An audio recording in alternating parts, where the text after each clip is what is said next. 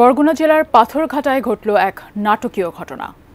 এক আসামিকে থানা থেকে ছাড়িয়ে আনতে পুলিশের সাথে থানার মধ্যেই বাকবিতণ্ডায় জড়িয়ে পড়েন স্থানীয় এক মহিলা দলের নেত্রী। এমনকি থানা থেকে ওই আসামিকে ছিনিয়ে নেওয়ার চেষ্টা করা হয়েছে বলেও অভিযোগ উঠেছে। এই ঘটনার একটি সিসিটিভির ফুটেজ ছড়িয়ে পড়ে সামাজিক যোগাযোগ মাধ্যমে।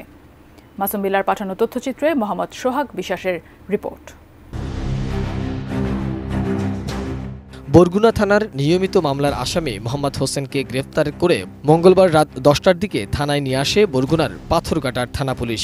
কিছুক্ষণ পর পাথরঘাটা উপজেলা মহিলা দলের সভানেত্রী পরিচয় দিয়ে ইশরাত জাহান শিরিন ও তার মেয়ে সারজিনা মিম থানার অফিস কক্ষ ও থানার হাজতখানার সামনে থেকে আসামি ছিনিয়ে নেয়ার চেষ্টা করে বলে অভিযোগ উঠেছে। তারা পুলিশের সাথে খারাপ আচরণ করেছে বলেও দাবি পুলিশের।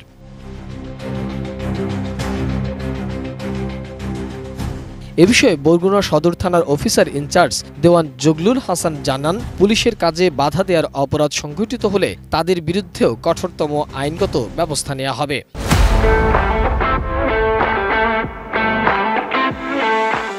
আমাদের থানার একটি প্রতারণা মামলার একজন আসামি, এজাহার নামীয় আসামি, 1 নম্বর আসামি, উনি নাম হলো মোহাম্মদ সোহান। তাকে আমরা গ্রেপ্তার করে থানায় নিয়ে আসি। তো থানায় নিয়ে আসার পরে আমরা তাকে নারী শিশু হেল্প ডেস্কে রেখে তল্লাশির জন্য কিছু সময়ের জন্য রাখি এবং ঠিক ওই মুহূর্তেই ইশরাত জাহান শিরিন নামে একজন মহিলা তার মেয়েকে নিয়ে, তার মেয়ের নাম হলো সারজিনা মিম, তাকে নিয়ে থানার মধ্যে প্রবেশ করে এবং পুলিশের সাথে অত্যন্ত খারাপ ব্যবহার করে এবং উচ্চবাচ্য শুরু করে এবং পুলিশকে তারা বল প্রয়োগ করে সরিয়ে দিয়ে ভিতরে প্রবেশ করে এবং ওই উক্ত আসামিকে ভিতর থেকে বের করে নিয়ে যাওয়ার চেষ্টা করে। পরবর্তীতে তাদেরকে আমরা গ্রেপ্তার করি এবং তাদের বিরুদ্ধে পুলিশের কাছে বাধা দান, বল প্রয়োগ এবং আসামি ছিনিয়ে নেওয়া সহ পুলিশকে হুমকি দেওয়ার অপরাধে একটি নিয়মিত মামলা আমাদের থানায় আজকে রুজু করেছি এবং তাদেরকে বিজ্ঞ আদালতে সকালে সোপর্দ করা হয়েছে। অবশ্য জেলা বিএনপির সাবেক সভাপতি নজরুল ইসলাম মোল্লা তিনি জানিয়েছেন, দুজন নারী থানা হাজত থেকে একজন আসামিকে ছিনিয়ে নিয়ে যাবে এটি অবান্তর। বিএনপির সম্মান নষ্ট করতে এই পুলিশ কর্মকর্তা এমনটি ঘটিয়েছে বলেও দাবি তার। থানা হাজত থেকে আসামি ছিনতাই করতে গেছে, এটা ওসি এই ধরনের একটা নাটক সাজাইছে। এটা সম্পূর্ণ একটা নাটক।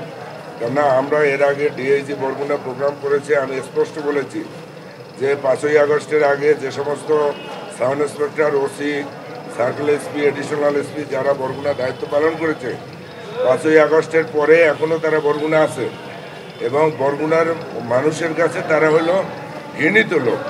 তারা অনেক নির্যাতন করেছে, এখানে অত্যাচার করেছে। এদেরকে বরগুনার মানুষ স্বাভাবিকভাবে নেয় না। তাদেরকে এখান থেকে উদ্যোগ করার জন্য আমি ডিআইজির একটা কনফারেন্সে আমি তাদের সামনেই আমি অনুরোধ করেছিলাম। কিন্তু আজকে সেই আওয়ামী রেজিমের যে অফিসাররা বরগুনা রয়েছে, তারা পরিকল্পিতভাবে বিএনপিকে হেয় প্রতিপন্ন করার জন্য অত্যন্ত সুকৌশলে এই কাজগুলো তারা করছে। এখনও তারা আওয়ামী রেজিমের পক্ষে তারা কাজ করে যাচ্ছে। অনতিবিলম্বে এই অফিসারদের বরগুনা থেকে অপসারণের দাবি জানাচ্ছি। এ ঘটনায় এলাকায় আতঙ্ক বিরাজ করছে। মোহাম্মদ সোহাগ বিশ্বাস, ডেস্ক রিপোর্ট, এটিএন নিউজ।